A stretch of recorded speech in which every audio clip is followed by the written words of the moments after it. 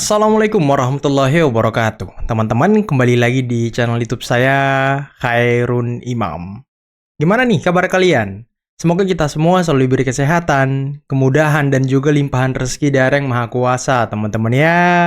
Nah, di video kali ini kita akan menyaksikan sebuah tayangan di mana Roy Suryo sepertinya tidak terima dan tidak ikhlas ketika Egy Sujana dan juga Dami Hari Lubis mendapatkan SP3.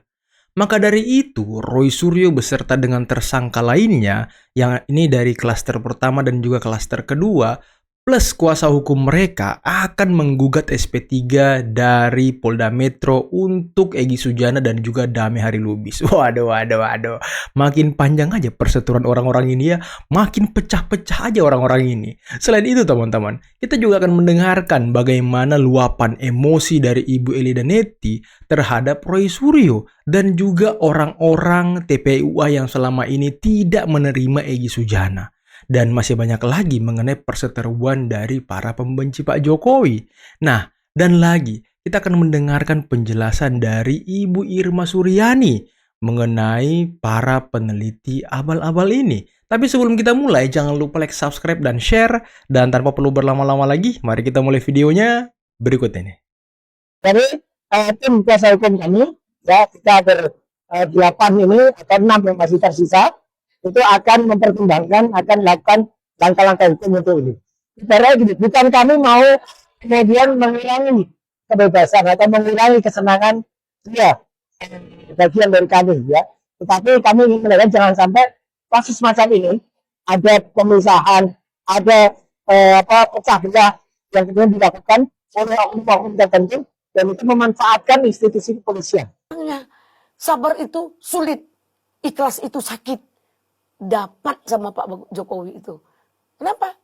Hal yang baik tidak kita contoh. Emang orang itu bajingan? Bukan. Ada kesalahan, silahkan kalian lakukan apapun. Saya sudah melakukan. Menggugat Pak Jokowi dengan 66 kebohongan Pak Jokowi. Ketika Habib Rizik dikatakan bohong, ditahan 4 tahun. Ratna Sarumpait tahan 4 tahun. Ketika itu, otak pelakunya yang tes engine itu, yang inti termul itu adalah Roy Suryo.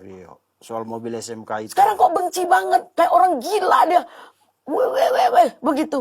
Hilang simpati kita, hilang rasa eksklusifnya yang selama ini kita hormati. Kok kalau saya perempuan tua dari kampung seperti itu nggak masalah. Tapi nggak saya lakukan. Ini orang seperti itu, kayak orang gila.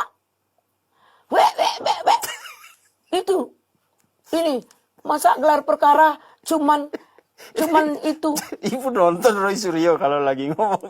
Enggak, dikirim orang. Oh, dikirim. Iya. Terus orang bilang ya. Ini jangan Roy Suryo kau tuduh-tuduh pecundang ya. Sekali lagi kau ngomong pecundang, ku cari kau sampai ke lubang semut. Pas kemarin. Iya, karena Bang Egy belum di BAP dan bla bla bla. Oke. Nah, ini salah kami di mana? Siap. Ketika saya buat statement, saya melihat ada embos, ada watermark. Apa kata mereka? Bus. Iya. Kenapa dia yang dipersoalkan hal-hal terserah saya lah, lidah saya seperti itu. Saya 63 umur saya biasa kok keseleo lidah saya. Dan saya juga orang bodoh, orang nggak pintar-pintar banget. Tapi saya jangan dibodoh-bodohin. Ini buktinya. Ini bukti nih. Iya. Paham kalian? Iya, betul. Jadi kita itu sebagai pengacara itu jangan merugikan klien. Itu Kozinudin. Setiap acara kliennya ditangkap. Apa omongannya? Kalau memang ijazah itu asli, biar aja klien saya ditahan 100 tahun. Coba rewin lagi. Bukan dia yang ditahan, kliennya. Gila nggak tuh? Betul. Dan ibu nyelamatin klien. Saya nyelamatkan klien. Mau dimarah, mau apa, saya siap. Yang penting saya berkoordinasi dengan anak dan istrinya. Anak dan istrinya merestui dan meridoi saya melakukan sikap hukum yang saya lakukan. Tidak merugikan, tidak mempermalukan Bang Egy. Biasa kok. Bang Egy tidak menyatakan dia maaf karena dia merasa tidak bersalah. Tapi kalau berteman boleh dong. Dan Bang Egy tidak ada mengakui, ini ijazah Bapak asli. Dia akan menyatakan di publik bahwa jangan lawan Pak Jokowi, ijazahnya asli. Baru Bang Egy itu pengkhianat atau pecundang. Ini kan jalurnya dia. Ini jangan Suryo kau tuduh-tuduh pecundang ya. Sekali lagi kau ngomong pecundang, ku cari kau sampai ke lubang semut. Juga azamkan, kau paham apa kau? Kau baru di TPUA. Pendiri yang berdarah-darah di TPUA itu saya, ada Pak Midan di situ. Kau baru. Apa yang kau perjuangan TPUA? Nggak ada. Setiap rapat aja kau nggak ada. Kapan korban moral dan materi kau? Sebagai sekretaris harus pandai korban. Organisasi tidak punya modal. Jadi jangan begitu. Bilang saya nenek kok. Dibilang saya menggadaikan akidah. Akidah apa yang saya gadaikan? Nggak seperti kau merampok tanah yang kau, tempat tinggal kau itu, kau rampok itu. Orangnya nelpon saya. Ini jangan begitu. Oke. Ini kan yang ngomong, yang teriak-teriak ini kan nggak banyak, sedikit, tapi toanya gede, gede toanya, ya kan. Sementara orang yang percaya santai-santai aja, udahlah nggak usah dikomentarin kan, nggak penting juga kan gitu. Tapi ngeri loh Bu, di belakang mereka ini ada Wakapolri, jenderal-jenderal, banyak akademisi-akademisi. Nah itu dia, saya mau spill juga nih yang namanya siapa mantannya Wakapolri. Sorry. Lo aja bilang Saya mau spill Wakapolri. Maka Wakapolri kan bilang waktu dia ketemu sama Pak Jokowi mukanya beda. Iya. Lah dia ketemunya Jokowi tua, bukan Jokowi ketika muda. Ya jelas beda. Lah muka saya waktu muda dengan muka saya setelah tua juga beda. Iya. Apa nggak mikir gitu loh? Ya, alangkah sempitnya gitu kalau ngomong. Saya pernah ketemu beliau di tahun sekian itu mukanya dengan yang di jasa beda. Ya beda lah. Ya. Orang muda dengan orang zaman dia masih muda dengan zaman dia tua ya beda jasanya ya fotonya. Kalau sama gitu ya. Oh berarti Jokowi ini operasi plastik nih. dari kecil sampai dari masih muda, dari masih muda gitu ya sampai dia tua mukanya begitu terus gitu. Atau ngelungsungi. Motivasinya apa itu Bu ya kira-kira ya? Seorang mantan Wakapolri terus ikut-ikutan nyemplung di yang secara logika aja kita sulit menerima itu. Ya sekarang kan modelnya pansos. Orang-orang nih banyak yang pansos ya. Ya daripada nggak punya kerjaan gitu ya, nggak lagi dilihat, kepengen tetap dilihat. Ada orang yang tetap pengen di panggung gitu ya, gimana caranya masih tetap eksis di panggung gitu. Itu kan sah-sah aja. Tapi kan menggantikan integritas Bu, bintang 3 Bu. Ya kan orang beda-beda Mas, kualitas orang beda-beda gitu loh. Ya kalau aku kualitasnya cuma segitu ya masa kita mau paksain kualitasnya naik? Ya nggak juga lah. Ya kan? Framing bahwa si A ini hebat, si A ini segala kan banyak framingnya. Jadi nggak perlu kita ambil berat juga kalau saya sih. Iya. Bagaimana Bang DHL dengan kenapa Bang DHL cuma mikirin DHL dan Bang Egy saja? Bagaimana dengan kami? Kalau tidak ada pertemuan tanggal 15 yang diinisiasi oleh Bang Egy Sujana, yang tanggal 15 juga nggak datang ke UGM, entah kemana. Ada yang bilang mampir ke Polda, ada yang bilang mampir ke Mabes Polri, ada yang bilang sakit, ada yang bilang ditahan. Kenapa nggak datang? Kalau tidak ada pertemuan kita 15 April tersebut, nah, saya ada jawab nggak dong. kasus ini? Saya jawab dong. Jawab. Pertanyaan itu UGM lain jawab. Saya hadir walaupun saya keberatan. Saya bilang saya tidak meminta. Nah ini tertulis ini. Tanggal 15 Desember saya tidak minta untuk diadakan gelar perkara. Kenapa saya diundang? Namun saya menghormati penyidik, saya menghormati lembaga Polri, saya hadir. Tentunya saya hadir, ya kan? 1 jam paling lama itu juga dipotong istirahat, saya pulang. Kabarnya sampai setengah 12. Bang Egy saat itu di mana? Tanggal 15 April. Ini Desember yang dibeli. Iya, 15 April 2020. Kan ada pengacaranya situ. Saya nggak mau, sebetulnya saya nggak perlu jawab. Soalnya ada isunya ke Polda, ada isunya tanggal 15 April 2025. Iya kan ada pengacaranya. Katanya sakit, katanya ditahan. Pengacara kuasa itu, Padahal itu kan berlaku. sebagai ketua TPUA harusnya bertanggung jawab hadir 15 April 2025. Jangan. Itu udah salah. Saya mau ikuti juga secara hukum organisasi keliru. Secara KUHAP juga keliru, undang-undang advokat. Itu sudah ada anaknya selaku advokat. Sudah ada Al-Katiri.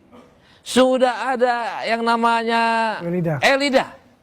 Udah cukup. Jadi sulit saya menjelaskan itu. Mendingan saya nggak jawab aja, tapi saya udah terangkan. Itu Kurnia adalah salah seorang yang kemarin tanggal 15 April itu mendatangi menggeruduk rumah Bapak Joko Widodo. Ada Kurnia, ada Damai Hari Lubis, dan juga ada Rizal Fadila di situ. Masih ingat Kobung? Masih ingat dong. Kan begitu, dengan garangnya dia, dengan ganasnya dia. Tapi sekarang dia seolah-olah kehilangan arah, kehilangan teman, kehilangan panutan, kehilangan pemimpin. Karena apa? Egy Sujana yang tadinya membawa mereka ke dalam jurang ini, meninggalkan mereka di tepi jurang. Padahal tangan mereka masing-masing berpegangan pada satu ranting yang bisa dikatakan tidak akan bertahan lama, akan patah. Dan mereka akan terjun bebas ke jurang maut itu. Sementara Egy Sujana dan Damai Hari Lubis dengan seenaknya meninggalkan mereka sambil mengatakan dadah. Bye. Egy menyatakan ya CBM, cerdas, berani, militan, akhlaknya baik. Itu kan setelah dapat SP3, sebelumnya Jokowi penipu, Jokowi pengkhianat. Itu kan begitu. Jadi itulah transaksi politik yang sebut, datang ya, maaf ya, kamu nanti saya kasih SP3. Nah, hukum di negara ini nggak boleh. Yang harus menjadi panglima itu adalah asas prosedur undang-undang, bukan kehendak dari Solo. Bantahan itu tidak bernilai, tapi publik bisa menilai kronologis peristiwa ini seperti apa. Kita semua punya logika, punya nalar, punya undang-undang yang digunakan untuk menilai apakah bisa SP3 terhadap pasal di atas 5 tahun menggunakan mekanisme restoratif justice. Ini memalukan ini. Apakah seperti itu, Bang Andi Aswan? Ya, itu kan gayanya dari Ozinuddin. Dia lebih senang kliennya masuk penjara kayak gitu kan. Jadi ini tuduhan kalau ini. Setiap lawyer itu semua ingin membebaskan kliennya, bahkan tanpa persidangan, tapi tidak dengan melakukan pengkhianatan. Dan setiap pengkhianatan itu sudah kami tahu, jejaknya sudah lama, tetapi kami tetap melindungi. Tapi tiba-tiba dibuka sendiri oleh kubu mereka. Ini yang dilihat. Ya, jadi kan begini, dia tuduhkan lah, coba katakan licik Pak Jokowi atau apa.